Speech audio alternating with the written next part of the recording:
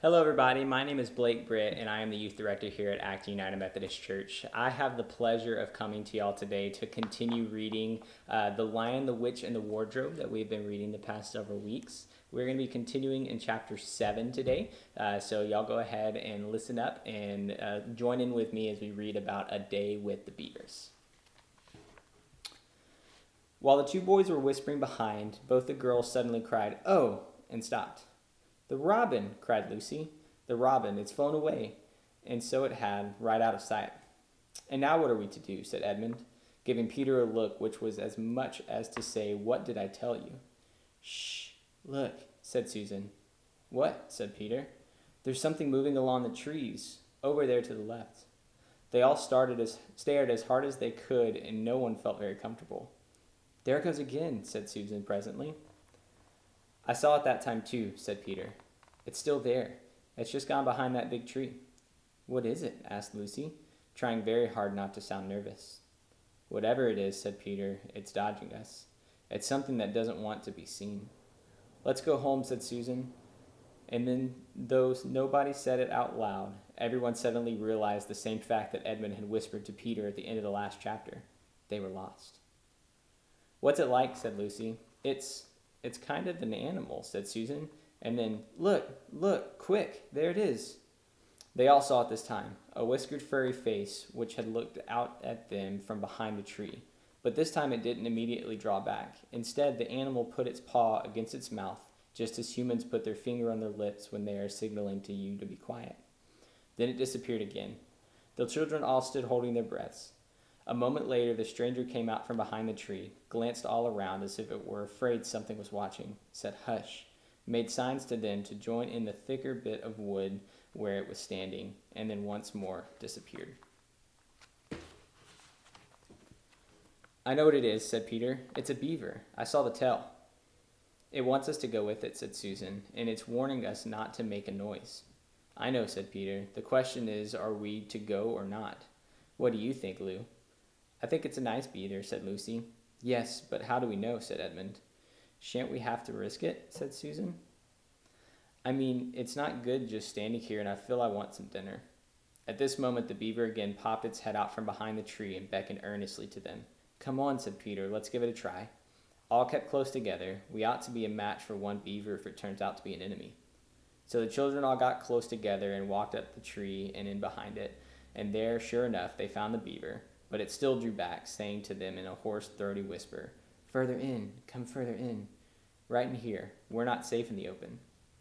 Only when it had led them into a dark spot where 4 trees grew so close together that their boughs met in the brown earth and pine needles could be seen underfoot, because no snow had been able to fall there, did it begin to talk to them. "Are you the sons of Adam and the daughters of Eve?" it said. "We're some of them," said Peter. "Shh," said the beaver. "Not too loud, please. We're not safe even here." "Why? Who are you afraid of?" said Peter. "There's no one here but ourselves." "There are the trees," said the beaver. "They're always listening. Most of them are on our side, but there are trees that would betray us to her. You know who I mean." And it nodded its head several times. "If it comes to talking about sides," said Edmund, "how do we know you're a friend?" "Not meaning to be rude, Mr. Beaver," asked Peter, "but you see, we're strangers." Quite right," said the beaver. "Here's my token."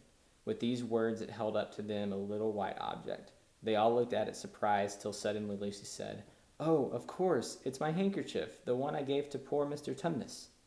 "That's right," said the beaver. "Poor fellow, he got wind of the arrest before it actually happened and handed this over to me. He said that if anything happened to him, I must meet you here and take you on to—" Here the beaver's voice sank into a silence, and it gave 1 or 2 very mysterious nods, then signaling to the children to stand as close around as they possibly could, so that their faces were actually tickled by its whiskers, it added in a low whisper, "They say Aslan is on the move. Perhaps has already landed." And now a very curious thing happened. None of the children knew who Aslan was any more than you do. But the moment the beaver had spoken these words, everyone felt quite different. Perhaps it was because sometimes happen to you in a dream that someone says something which you don't understand, but in the dream it feels as if you had an enormous meaning. Either a terrifying one, which turns the whole dream into a nightmare, or else a lovely meaning too lovely to put into words, which makes the dream so beautiful that you remember it all your life and are always wishing you could get into that dream again. It was like that now. At the name of Aslan, each one of the children felt something jump in its insides. Edmund felt a sensation of mysterious horror. Peter felt suddenly brave and adventurous. Susan felt as if some delicious smell or some delightful strain of music had just floated by her. And Lucy got the feeling you have when you wake up in the morning and realize that it's the beginning of the holidays or the beginning of summer. "And what about Mr. Tumnus?" said Lucy. "Where is he?" "Shh," said the beaver. "Not here. I must bring you to where we can have a real talk and also dinner." No one except Edmund felt any difficulty about trusting the beaver now, and everyone, including Edmund, was very glad to hear the word dinner. They therefore all hurried along behind their new friend, who led them to a surprisingly quick pace, and always in the thickest parts of the forest, for over an hour. Everyone was feeling very tired and very hungry when suddenly the trees began to get thinner in front of them and the ground to fall steeply down a hill. A minute later they came out under the open sky. The sun was still shining, and found themselves looking down on a fine sight. They were standing on the edge of a steep, narrow valley at the bottom of which ran, at least it would have been running if it hadn't been frozen, a fairly large river. Just below them, a dam had been built across the river, and when they saw it, everyone suddenly remembered that, of course, beavers are always making dams, and felt quite sure that Mr. Beaver had made this one. They also noticed that he now had a sort of modest expression on his face, the sort of look people have when you are visiting a garden they've made or reading a story they've written. So it was only common politeness when Susan said, "What a lovely dam," and Mr. Beaver didn't say "hush" this time, but merely a trifle, and it isn't really finished. Above the dam there was what ought to have been a dead pool, but was now, of course, a level floor of dark green ice. And below the dam, much lower down, was more ice, but instead of being smooth, it was all frozen into the foamy and wavy shapes in which the water had been rushing along at the very moment when the frost came. And where the water had been trickling over the spurted through the dam, there was now a glittering wall of icicles, as if the side of the dam had been covered all over with flowers and wreaths and festoons of the purest sugar. And out in the middle, and partly on the top of the dam, was a funny little house shaped rather like an enormous beehive, and from a hole in the roof smoke was going up, so that when you saw it, especially if you were hungry, you at once thought of cooking and became hungrier than you were before. That was what the others chiefly noticed, but Edmund noticed something else. A little lower down the river there was another small river which came down another small valley to join it. And looking up at the valley, Edmund could see two small hills, and he was almost sure they were the two hills which the White Witch had pointed out to him when he parted from her at the lamp post the other day. And in between them he thought must be their palace, only a mile off or less. And he thought about Turkish delight and about a king, and I wonder how Peter will like that, he asked himself. And horrible ideas came into his head. "Here we are," said Mr. Beaver, "and it looks as if Mrs. Beaver is expecting us. I'll lead the way, but be careful and don't slip." The top of the dam was wide enough to walk on, though not for humans, a very nice place to walk because it was covered with ice, and though the frozen pool was level with it, on one side there was a nasty drop to the lower river on the other. Along this route, Mr. Beaver led them to a single file right out to the middle, where they could look a long way up the river and a long way down it. And when they had reached the middle, they were at the door of the house. "Here we are, Mrs. Beaver," said Mr. Beaver. "I found them. Here are the sons and daughters of Adam and Eve," and they all went in. The first thing Lucy noticed as she went in was a burring sound, and the first thing she saw was a kind-looking old she-beaver sitting in the corner with a thread in her mouth, working busily as her sewing machine, and it was from it that the sound came. She stopped her work and got up as soon as the children came in. "So you've come at last," she said, holding out both of her wrinkled old paws. "At last! To think I never thought I'd live to see the day.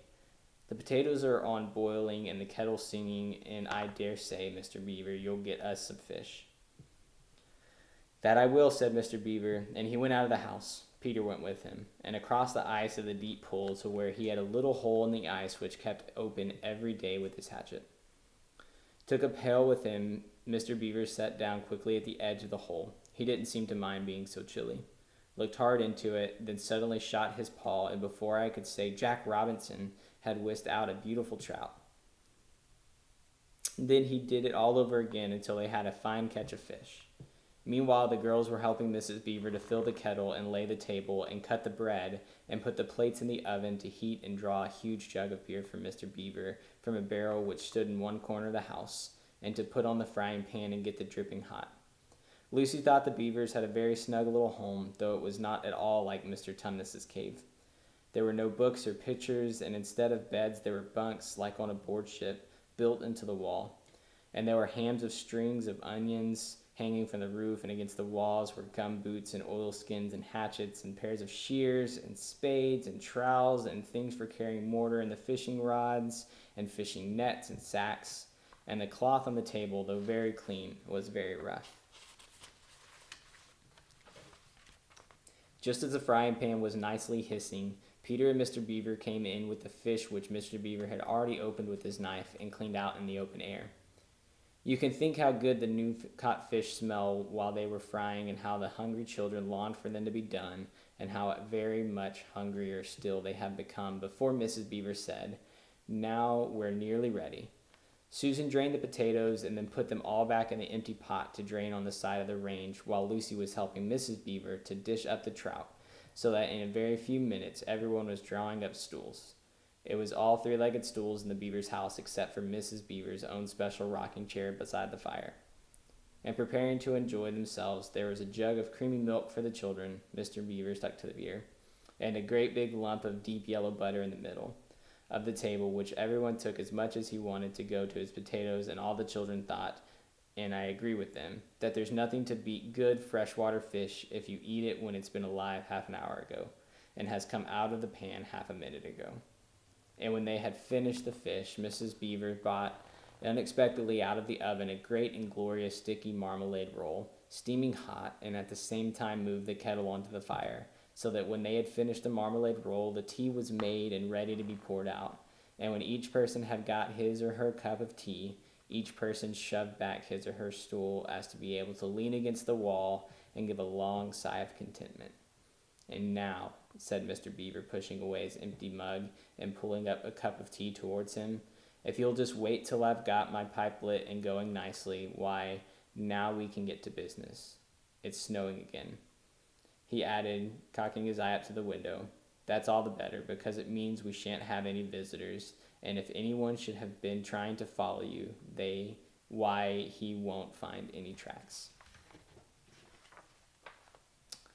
All right, it looks like that's the end of chapter 7. It was great to read with y'all today. Come back a little bit later, and we'll continue with The Lion, and the Witch, and the Wardrobe by C.S. Lewis. But until then, we will see y'all later.